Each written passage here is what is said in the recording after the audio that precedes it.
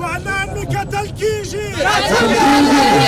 ځوانان مې کتل کېږي ورور پر پاکستان پنجاب پر غلامان. په کندهار کې د پاکستان لخوا د خوست او کونړ پر ولایتونو باندې د بمبار د غندلو په مخه یو سولیز لاریون ترسره شو. د دې سولیز لاریون لپاره د افغانستان د اسلامي امارت د مجاهدینو لخوا څخه کلک امنیتي تدابیر نیول شوي وو. دا د کندهار زړه شهیدانو چوک دی، کوم چې د روژې په دې مبارکه میاشت کې په لسګونه کندهاري ځوانان راټول شوي وو ترڅو د سولیز لاریون له لارې د پاکستان لخوا څخه د افغانستان پر خاوره باندې د بمبار غندنه وکړي.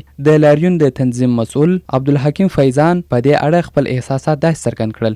د ټولو څخه مننه چې موږ کامره راوستلو او زموږ ملا وتړله او دا غږ راسره بدرګه کړي. دا غږ د ټولو غږ دی، ما نه د بل نه د ټولو غږ دی.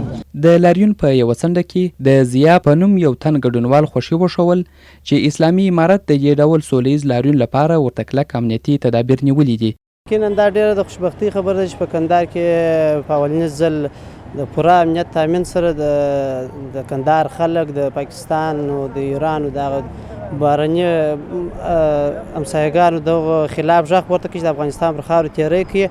یقینا د ستایلو وړ دي، یعنې درجه یک امنیت نیولی دي او هغه امنیتي ادارات چې د قدر د ستاینې وړ دي باید قدرداني وشي. د اسلامي امارت د امنیتي مسؤلینو له جملې څخه یو هم حاجي بخت دی چې د لاریون کوونکو د امنیت خوندي ساتلو لپاره د کندهار ښار په واټونونو کې د امنیت لپاره په کار ګمارل شوي وو. دی وایي چې دا ورته د ویاړ ځای دی چې د خپلو هیوادوالو د داسې سوله ییز فعالیتونو امنیت ساتي. امنیت خو موږ مجاهدین راوستله، ټولې لارې ولیکې مو د ولس پر برابر باندې ښه منظمې ونیولې. بیا مو غږ پر دوی وکړي چې خپل مظاهرې ته راووځئ، نو بیا دوی راووتل. امنیت چې ښه خوندور نیول سوی و، دوی خپل مظاهره درسره کړله. بس چې د ولس په خدمت کې هر څونه ځان ستړی کولی شي باید چې هغونه ځان ستړی کړي. دا ولس موږ ولس چې دی زیر سوی دی، ځورېدلی دی، باید چې هر څونه د مجاهدینو همکاري و خدمت سره کړي هغونه ورسره وکړي. د لاریون په پای کې پریکړه لیک هم ولوستل شو او په دې پریکړه لیک کې له اسلامي امارت څخه غوښتل شوي وه ترڅو په کلکه سره د هیواد دفاع وکړي.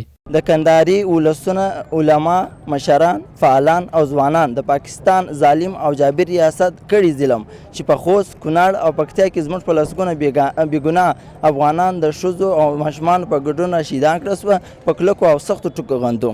دوهم، موږ د کندهار ولسونه د ملګرو ملتونو او د نړیوالو بشري ادارو څخه غواړو چې پر پاکستان فشار واچوي ترڅو د بېګناه افغانانو د وژلو څخه لاس واخلي. دریم، موږ د کندهار ځوانان د افغانستان اسلامي امارت څخه دا غوښتنه کوو چې د خوست، کونړ او پکتیکا د بېګناه شهیدانو انتقام واخلي. څلورم، پر افغان غیر ولس غږ کوو چې د پاکستان د ظلم په وړاندې سره رامنسجم سي او د خپلو وینو حساب ترې وغواړي.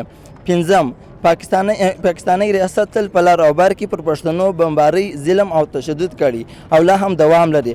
د نړیوالو مهیله ده چې پر ښکرور ترهګر ظالم ریاست پاکستان بندیزونه او فشار راوړي څو پر پښتنو او افغانانو روان ظلم ودروي.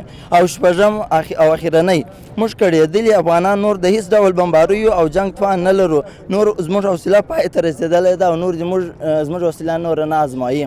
یاده دې وي چې د افغانستان په ځینو نورو ولایتونو کې هم د پاکستان د بمبار په اړه لاریونونه ترسره شوي وو.